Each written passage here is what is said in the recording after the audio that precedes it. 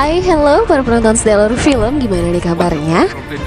Kali ini film yang akan kita bahas menceritakan tentang kasus perampokan bank terbesar di Argentina. Ya, film ini diangkat dari kisah nyata yang langsung ditulis oleh Fernando Araujo, yaitu adalah otak dari kasus tersebut. Dengan menggunakan senjata mainan, mereka dapat merampok bank tersebut tanpa meninggalkan jejak sedikit pun. Dan ya, tanpa berlama-lama kita berspoiler ya, langsung saja kita saksikan bersama. Inilah The Heist of Century. Di awal cerita diperlihatkan seorang seniman bernama Fernando Araujo yang karena tuntutan ekonominya ia merangkap sebagai pelatih olahraga gulat. Di suatu malam selesai melatih, ia hendak pulang ke rumahnya namun terpaksa harus menunggu karena hujan. Namun kesialan menimpanya, sebuah mobil melaju di depannya dan membuat genangan air yang dilewati mobil itu menyembur ke seluruh tubuhnya. Ia lantas membuang sebatang rokok yang basah itu. Entah apa yang ada di pikirannya, lalu ia mengikuti batang rokok yang ia buang tadi. Ia mengikuti arus air hujan pada saat itu dan berakhir ke sebuah lubang selokan. Saat ia mengangkat wajahnya, ternyata ia melihat sebuah bank. Dan ia beralih mengikuti kemana air selokan itu bermuara dan dia menemukan sebuah sungai. Lalu ia masuk menyusuri lubang selokan tempat air selokan tadi bermuara. Pikiran kriminalnya pun mulai muncul.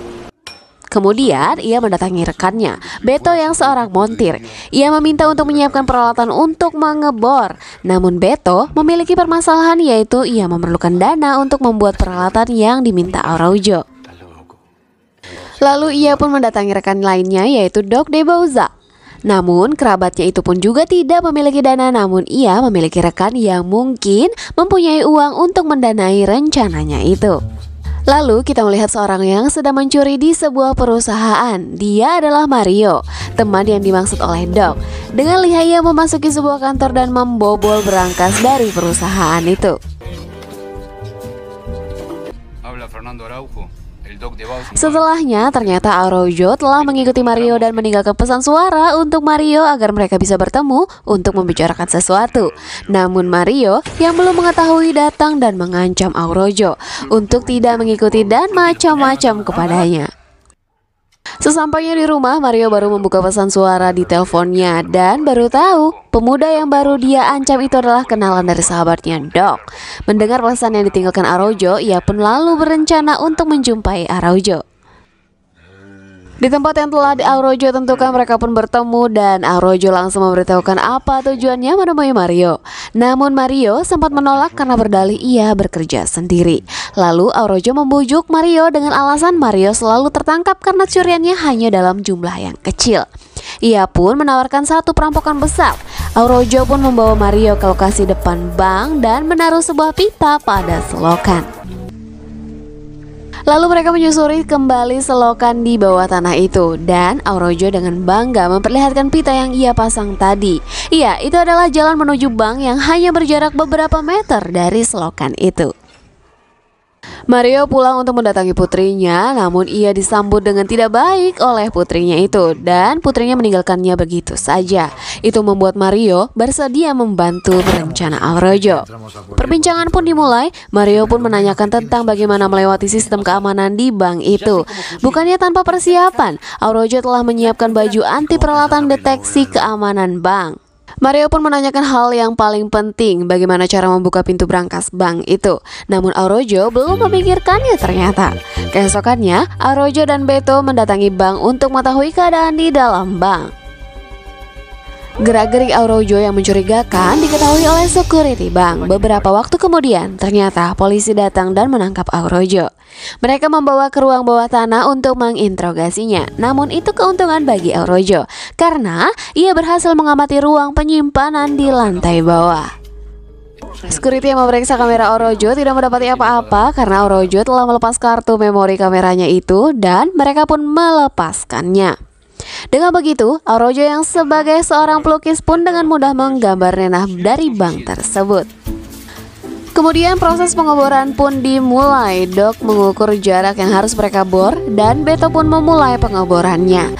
Namun setelah mereka hampir mencapai bank, insiden pun terjadi. Mata bor mereka patah yang kesekian kalinya dan itu membuat Beto dan Araujo terjatuh. Mario mulai berpikir bahwa ia akan rugi karena biaya dari itu semua adalah dari dia. Ditambah lagi mereka belum mengetahui cara membuka pintu dari brankas bank. Mario pun ingin menyudahi usaha itu. Di skin lain, Araujo bersantai dengan kekasihnya. Mereka memandang bintang dan kekasihnya bilang bahwa kita berpikir mereka ada, namun nyatanya bintang itu tidak ada. Secercah ide pun lalu timbul di kepala Araujo. Ia pun bergegas mendatangi Mario. Awalnya Mario telah muak dengan Araujo dan pemikirannya, namun Mario tetap mempersilahkan Araujo masuk. Araujo pun memberitahu perubahan rencana dengan bilang tidak perlu repot memikirkan cara membuka pintu brankas karena saat jam kerja pintu tersebut tidak pernah terkunci. Dan lubang yang mereka buat bukan jalur masuk mereka, melainkan jalur untuk melarikan diri. Mario pun antusias kembali untuk melancarkan rencana mereka itu. Misi kembali berjalan. Beto kembali ke dalam selokan untuk melanjutkan lubang yang ia buat sebelumnya. Lalu yang lain ditambah Alberto, rekan Doc lainnya mulai memasuki bank.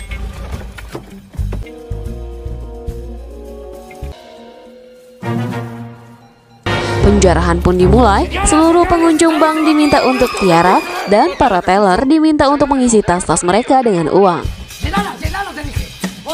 Mereka pun menutup semua akses masuk ke bank dan menodong senjata ke salah satu staf bank agar petugas keamanan di dalam bank tersebut keluar untuk menyerahkan diri. Bukannya menyekap petugas itu, ia hanya meminta ponselnya lalu membebaskan petugas itu. Kamera pengintai pun dimatikan, jadi tidak ada yang mengetahui apa yang mereka lakukan di dalam bank. Beto pun berhasil menembus dinding bank untuk akses keluar mereka.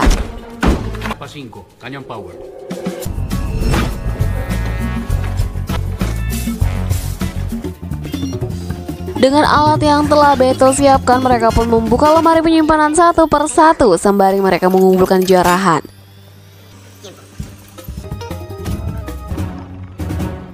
Mario lah yang bertugas untuk mengulur waktu dengan berpura-pura bernegosiasi dengan polisi yang berada di luar.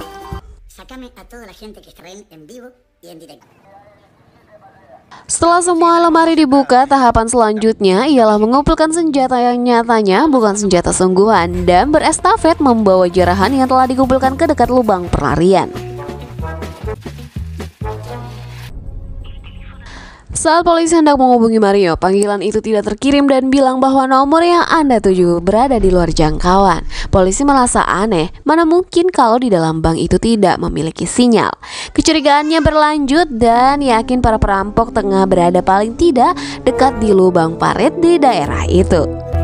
Setelah meletakkan senjata mainannya, Mario pun beranjak pergi dari tempat itu. Sedangkan polisi yang tugasnya bernegosiasi itu bilang tentang pendapatnya bahwa mereka akan melarikan diri lewat lubang selokan yang ada di bawah bank. Para polisi pun mengambil tindakan untuk segera menerobos masuk ke dalam bank dan memasuki jalur masuk lubang pembuangan melalui muara saluran buang tersebut.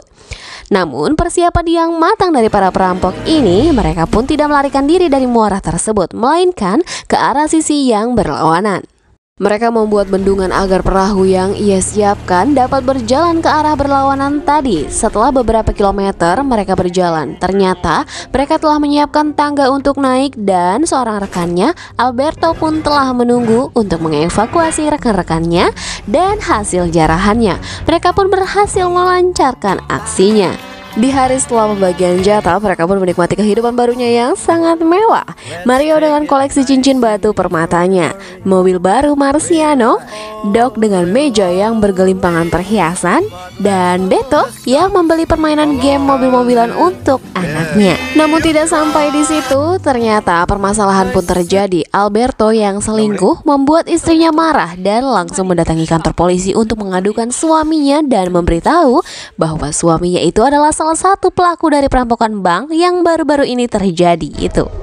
Polisi pun melakukan pengejaran dan berhasil menangkap Alberto. Alberto yang sempat berusaha dan berdalih ia tidak ada sangkut pautnya dengan perampokan, terdiam setelah polisi berhasil mendapatkan sejumlah uang hasil curian di kediamannya.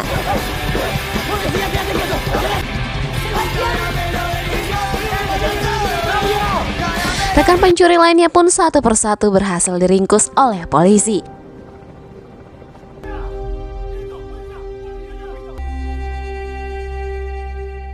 tak terkecuali Araujo yang telah mengasingkan diri.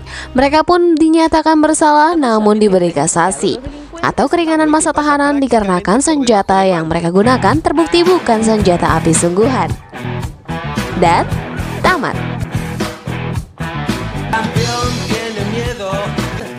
Se quiere romper las manos con el protector bucal, el bombo del culo, golpea y nada. Se habría comprado una poderosa 4x4.